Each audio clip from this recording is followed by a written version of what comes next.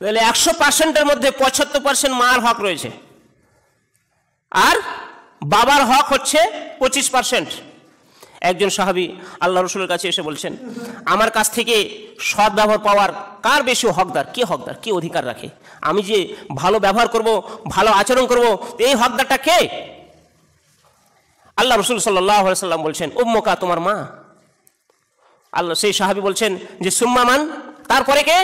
আল্লাহ রসুল সাল্লাল্লাহু আলাইহি সাল্লাম বলছেন, উম্মুকা, তোমার মা।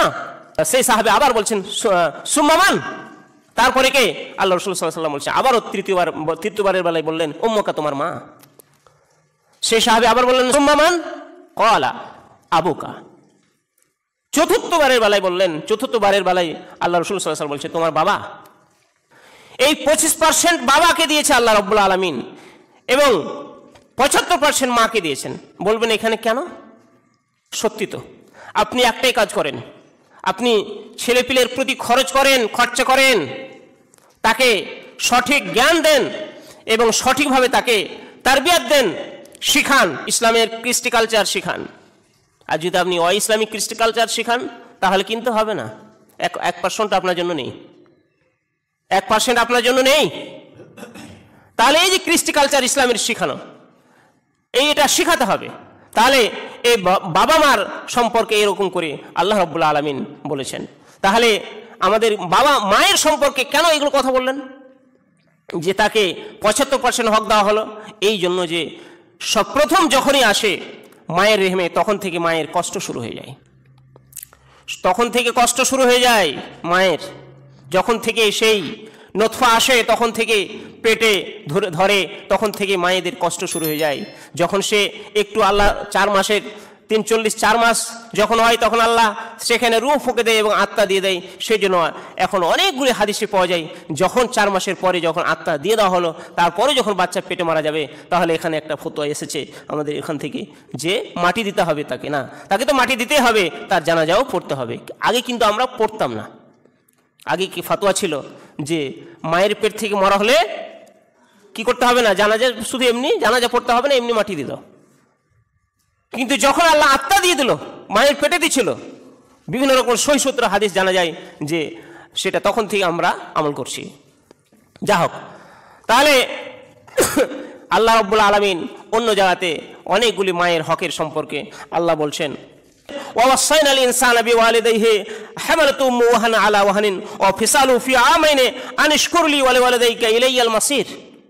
আল্লাহ রাব্বুল আলামিন বলছেন যে আমি মানুষদেরকে নির্দেশ দিয়েছি, সারা পৃথিবীর মানুষকে নির্দেশ দিয়েছি যে তারা তাদের পিতামাতার ব্যাপারে তাদেরকে নির্দেশ দিয়েছি, যখন তাদের হামালাতুহু, তার মা তাকে পেটে রেখেছে, উম্মুহু, তার মা তাকে পেটে রেখেছে, ওয়াহানা আলা ওয়াহানিন, কষ্টের উপর কষ্ট করে।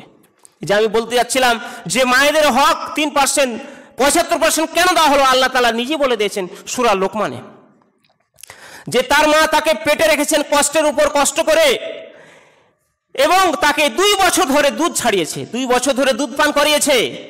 তারপর আল্লাহ বলছেন আনিশকুরলি, তুমি মাতা পিতার সেবা করো, তাদের সঙ্গে শুশ্রূষা করো, সৎ আচরণ করো। কেন? তোমাকে তার সে পেটে রেখেছে কষ্টের উপর কষ্ট করে 9 মাস 10 দিন ধরে, আর 2 বছর ধরে তোমাকে দুধ পান করিয়েছে। এই কারণে আমি যে চিনিয়ে দিলাম তোমার মাতা পিতাকে আমি যে চিনালাম, যখন তোমার মাতা পিতা আমার সম্পর্কে তোমাকে জ্ঞাত করলো যে আমার সঙ্গে অন্য কাউকে শরীক করতে হবে না, আমার ইবাদত করো, এটা যখন চিনিয়ে দিয়েছে, তখন জেনে রাখো আমিও ছিল আনিশ করলি, তোমরা আমার, এই জন্য তোমরা আমার কৃতজ্ঞতা প্রকাশ করো। আমাকে চিনিয়েছে তোমাদেরকে, এবং তোমার মাতা পিতা আমাকে চিনিয়েছে, এই জন্য তোমরা আমার কৃতজ্ঞতা প্রকাশ করো, আমাকে ডাকো, আমাকে স্মরণ করো।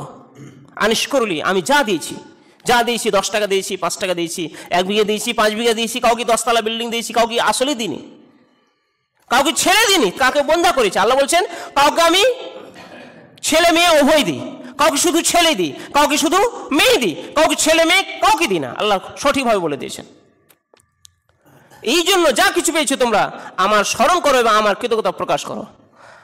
ওয়ালিদাইকা, এবং তোমার মাতা পিতার কৃতজ্ঞতা প্রকাশ করো। আর যদি না করো, ইলাইয়াল মাসির, আমার কাছেই ফিরে আসতে হবে। তোমার মাতা পিতার কৃতজ্ঞতা প্রকাশ যদি না করো, আমাকে না ডাকো, তাহলে আমার কাছে ফিরে আসতে হবে। তখন আমি তোমাদেরকে দেখাবো মজা কি আছে। আমার কাছে যখন আসবে আমি তখন তোমাদেরকে বুঝাবো যে আমার কৃতজ্ঞতা প্রকাশ করনি, আমাকে স্মরণ করনি, তোমার মা বাবাকে দেখোনি, তোমার মা বাবা কৃতজ্ঞতা প্রকাশ করনি, তখন আমার কাছে আসবে। অনেকগুলি আয়াতে এই সম্পর্কে আল্লাহ রাব্বুল আলামিন বলেছেন। অনেকগুলি আয়াত আমি লিখে নিয়ে এসেছিলাম, সময় হয়তো অন্য দিক থেকে চলে গেল। যা হোক, আল্লাহ রাব্বুল আলামিন মাতা পিতা সম্পর্কে অনেকগুলি কোরআনের আয়াত রয়েছে এবং হাদিস বলছে। আল্লাহ রাসূল একটি হাদিসে বলছেন, একটি হাদিস বলে আমি শেষ করব, সময় হয়ে গেল।